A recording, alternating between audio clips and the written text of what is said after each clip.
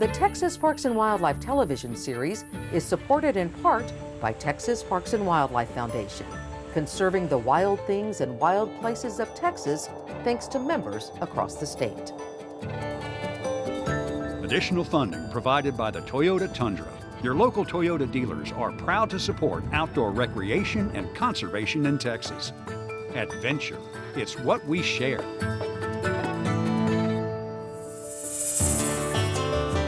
Coming up on Texas Parks and Wildlife. He's poking around. You can just drive here and pull up on the side of the road and come and see the cranes. Not many people know about this park because they hear about the bigger parks. The time capsule is something that we're building to commemorate the first centennial of our Texas state parks.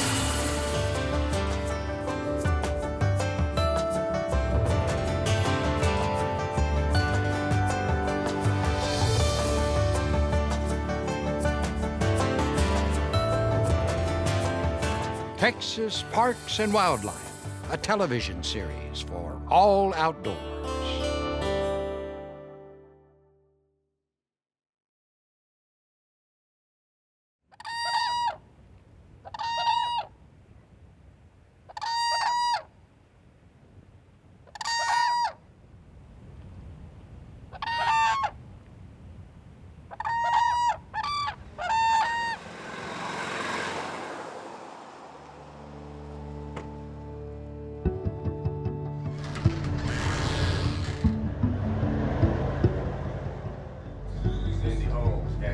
So we're leaving Port Aransas.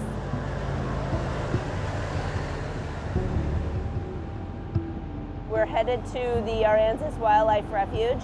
That's where primarily most of the whooping cranes are wintering.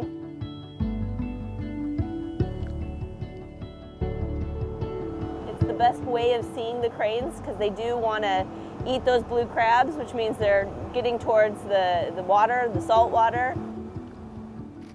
So you can see the juvenile is the one in the middle. Yeah, it's nice that you can see all three of them in one frame there. Shows a nice family group. Although you can see them from land, you're typically seeing them better when you're on a boat.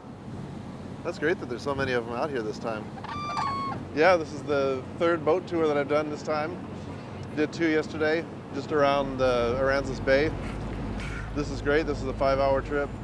Lots more birds out here. We're really lucky because almost every single migratory bird that will come through here. You're going to see more variety of species here than almost anywhere else in the country. Yeah. It's a really neat place to be if you're a bird watcher. Oh, there's some on this side. They're really close. So this is going to be a mated pair. Yeah, this is going to be our best view of the day, so make sure you get your pictures. To, actually see them in the wild, having those experiences, remembering that, and, they go back and people ask, how was your vacation? And they're like, I saw a whooping crane, and they're so excited about that. And this is a whole experience that they'll hold with them forever, and they get excited, they tell other people, and then those people come out too.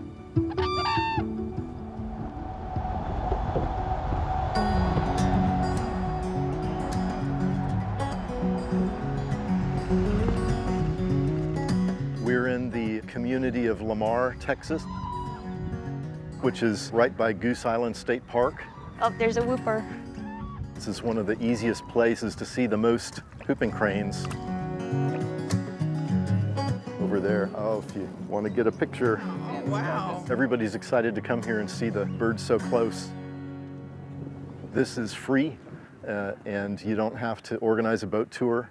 You can just drive here and pull up on the side of the road and come and see the cranes. That guy right there in the middle is a baby. It's supposed to be a vacation, right? But you get up at 7:30 or earlier to be out here. But it's 100% worth it because you get to be so close to everything. He's poking around, like they're right in your face. Awesome. And it's them, not in a zoo, not in any kind of enclosure, just out chilling, having a good time. A unique thing about this place is that the whooping cranes have kind of gotten used to all the people lined up on the roadside watching them. The people never go beyond the fence, and the birds have learned that. They come in pretty close and give us great views. Here's another one in flight.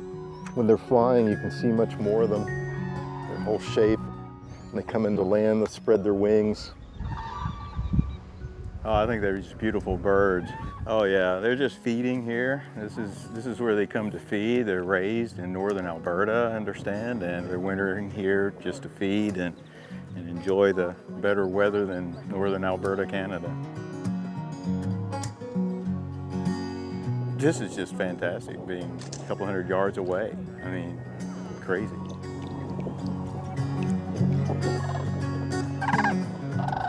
They're so big. Yeah. Compared to the sandhill cranes, they're just huge. To the right and more behind them now, they're the smaller gray sandhill cranes. I don't know many places where you can see whooping cranes and sandhill cranes side by side together in the same place.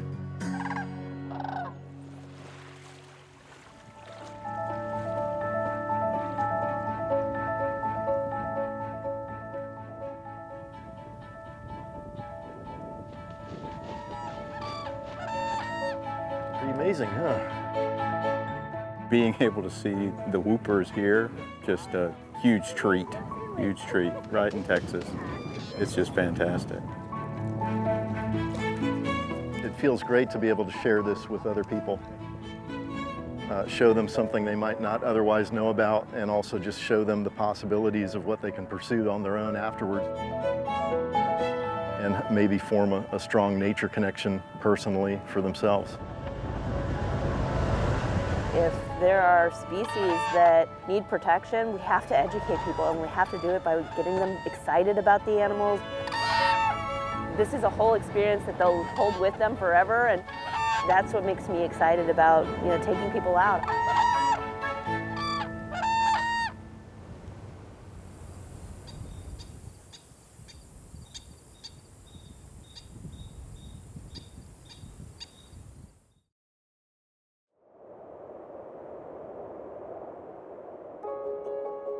It's a very, very beautiful park.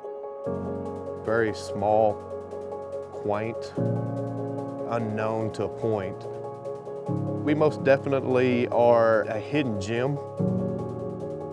Not many people know about this park because they hear about the bigger parks. Once they find out about this park, we see them coming back again and again.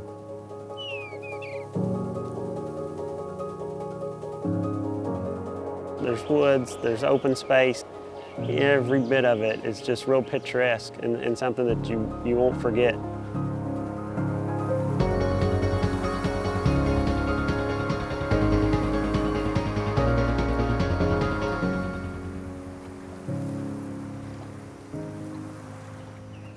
I'm J.D. Miller. I'm the superintendent of Fort Boggy State Park. We consider ourselves East Texas. We're about 45 minutes north of Huntsville, about 2 hours north of Houston. Tree line terrain. We have the oak trees, we have the bodarks, we have hickory, just about every imaginable tree, really. I consider it more of a true forest area, a hilly country as well. Back in the 1800s, there was an actual fort here named Fort Boggy after Boggy Creek. Our little 12-acre lake is pretty much what everybody comes out to enjoy. It is spring-fed, so it's actually cooler than the actual creek itself. It is a no-wake lake. They can get out and swim and fish.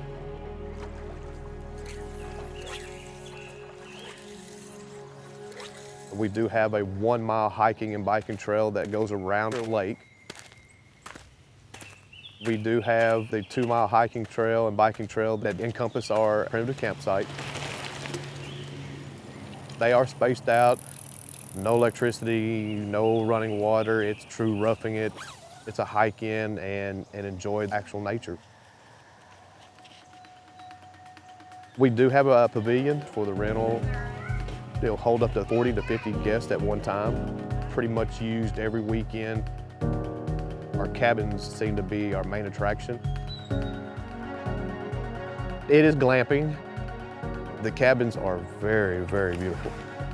You have your queen size bed, bunk bed with an actual trundle, heated and air conditioned.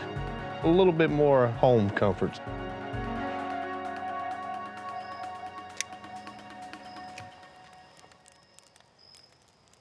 We could not do a short trip if we had to bring it all. It's just not worth it. We like the amenities that the cabin brings as far as a nice cushy bed. If you're not into bugs and things as much, you can escape that.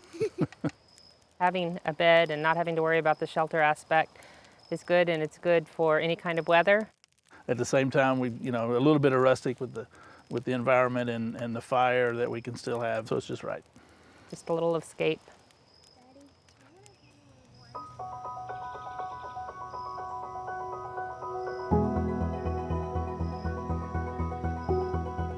We hear it all the time. We never knew y'all were here. We never heard of Fort Boggy. Man, y'all have a beautiful park.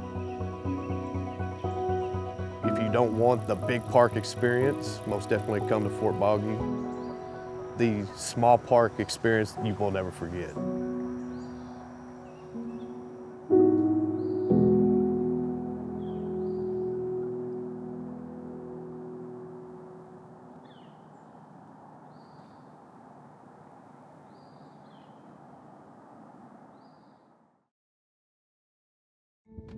All right, buddy.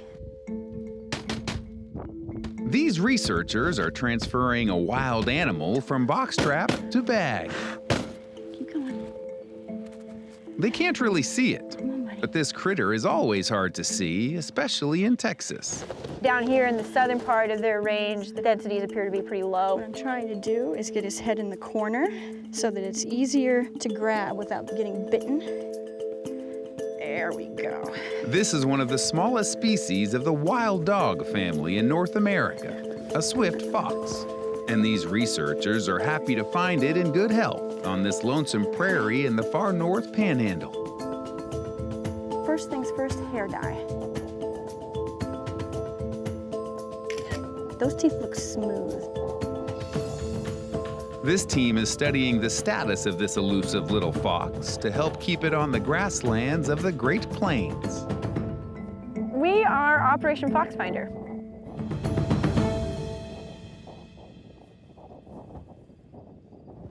Okay guys, your maps are ready. My name's Donnie Schwalm. So here's camp. My job description is research associate. I'm gonna go a little bit further and the road bends. At the Department of Fisheries and Wildlife at Oregon State University. But try and stay south of the road. We're looking for swift foxes. There you go. Very cool. Okay. Appreciate it. We're working with Texas Parks and Wildlife to survey for swift foxes in a 9-county area in the Texas Panhandle that falls within the historic distribution of this species. This species, from what we can tell from historic records, was almost gone. We know for sure there's been a big decline historically. About 50% of their historic distribution now no longer has swift foxes, and where they do still exist, the population is kind of patchy, so it's not very continuous. We think that the first and foremost thing that led to these major population declines were historic predator control programs, where they were poisoning kind of indiscriminately for wolves mostly, and really just anything. And unfortunately, those baits, they're not specific, and we ended up with a lot fewer foxes that way. Of course, they like grassland habitat. The more agricultural development there is, especially if it's like irrigated farmland, the fewer swift foxes there will be. And then finally, primarily because there's no more wolves, there's way more coyotes than there used to be. And coyotes are their highest source of mortality, up to 77% of their mortality. So it's a pretty big deal.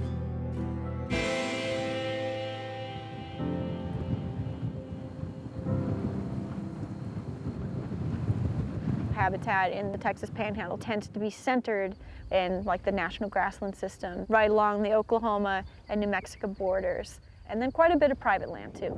There's a lot of cattle ranchers that have good habitat. They want that short vegetation. I work with a lot of private landowners, and they always want to know if this is going to affect their operation. And the first thing I tell them is that this is not an endangered species. But the second thing is that if they're grazing their pastures, they're doing swift foxes a favor. So the only thing we would ask is, please don't shoot them. What I find is that most private landowners, if they know they have swift foxes, they really like them. They're kind of cute and charismatic. I'd keep it on this side. So. All right. We're doing two different things while we're here.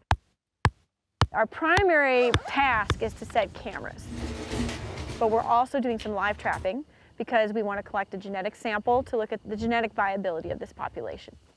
All right, ready for the pull? Yeah. I'm doing a grid study with wildlife cameras. Stop!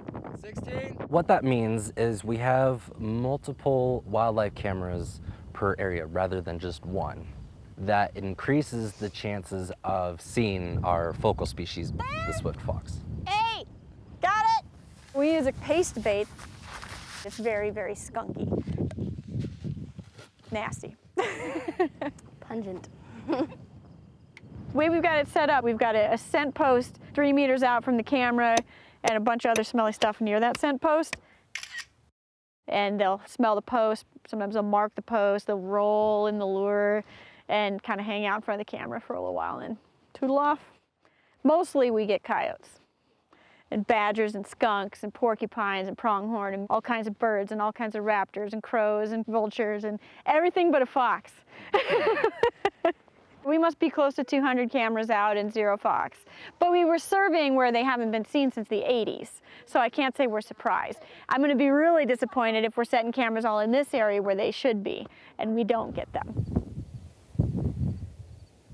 So the daily schedule is pretty much all day. As soon as we're done checking our trap line, not today, then we're setting cameras all day long until 3 or 4 in the afternoon, and we start resetting our traps. Yeah, I don't know. It's not really an exact science. How dry is the brisket, Sean? Yeah. Maybe if we can get ourselves a road-killed deer, the rest of the brisket will go in our bellies. The glories of wildlife biology. Only put the rabbit in a spot that you think is just amazing.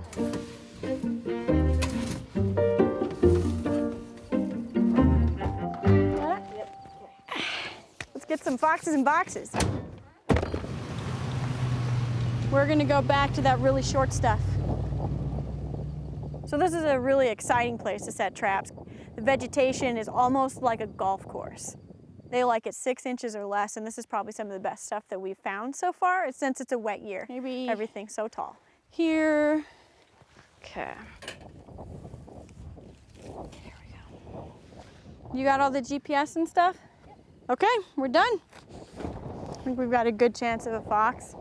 Still no fox sign though, which is a bummer. Lots of coyote tracks and some coyote scabs. So we'll see. But put our last 2 right around here.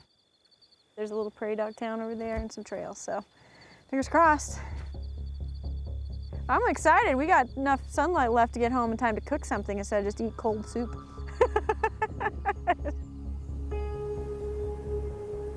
Even though the swift fox is not federally endangered, it's still a species of concern that we want to help. Their habitat is going away and they don't have anywhere to live. And so I'm hoping that as we talk with the public and help them understand what is happening, they can help with our efforts. 29 degrees this morning. You gotta take your time or you're gonna leave your oil pan somewhere in the middle of a pasture. Nobody came to say hello. So this one's empty. Shoot! There's another one down there. You know, they talk about this like a flyover land, and I always am like, oh, that's because you haven't spent any time in it. You don't listen to the meadowlark chorus in the morning, so I think they're missing out. Grasslands are so underappreciated because there's a lot of really unique species here that occur here and nowhere else. We've lost a lot of it, but there's a lot of opportunity left to like conserve these unusual species that only occur here. Ooh, it does look closed. It does look closed. It's closed. Okay, the moment of truth. Please don't be a skunk. This one has me nervous.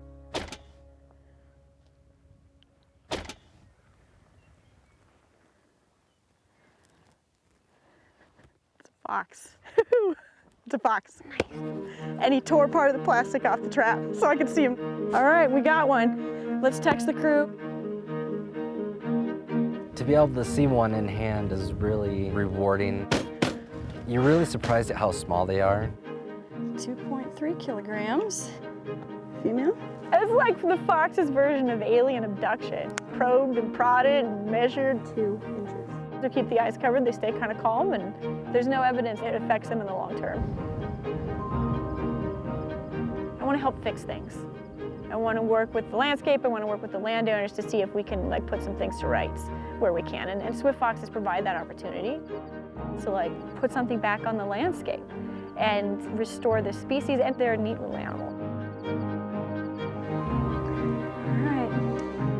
They're tough little guys, and I can appreciate that.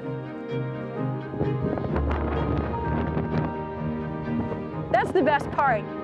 Turn them loose, and they always put on a nice little show. Away I go, back to life.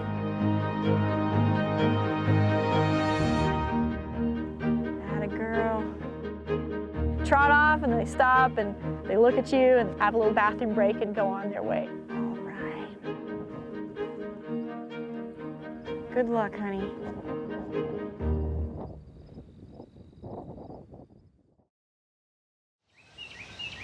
In 1923, Texans established a state park system to protect wild places and provide outdoor spaces. 100 years later, Texas State Parks created a work of art to mark the milestone. The time capsule is something that we're building to commemorate the first centennial of our Texas State Parks. This wood comes from Mother Neff State Park. It comes from a pecan tree that was distressed and needed to be cut down.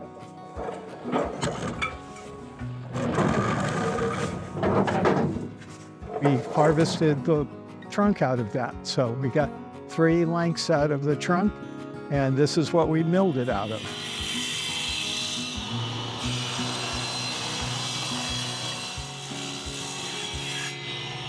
Why not try to salvage it and create something beautiful out of it that will last for a lifetime?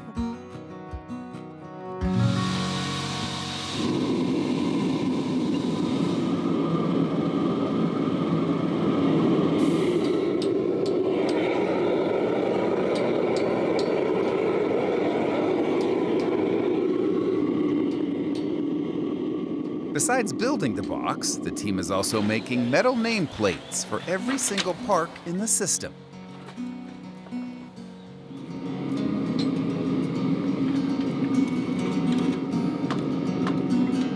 I think they look really good.